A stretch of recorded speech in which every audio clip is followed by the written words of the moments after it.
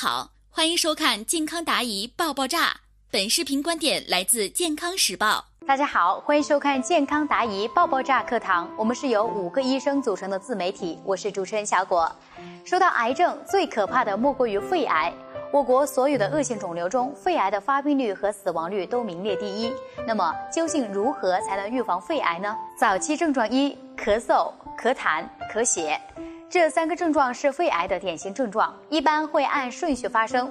咳嗽是肺癌最常见的症状，出现时一般还会伴有发热、流涕，咳嗽会持续1周以上。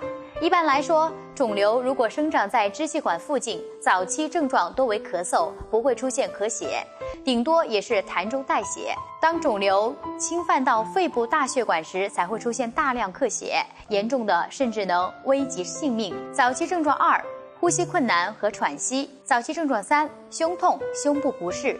这种胸痛多为不规则的隐痛或钝痛，主要是因为肿瘤直接侵犯肋骨、胸膜或胸壁所致。早期症状4：发热。早期症状5：咽下困难、声音嘶哑。当癌细胞侵犯或压迫食管时，可引起吞咽不适，看起来有点像食道癌，如肿瘤压迫到喉返神经，还可引起声音嘶哑。今天就和大家说到这里，如果大家有什么疑问，可以在下面评论或私信我，我会一一作答。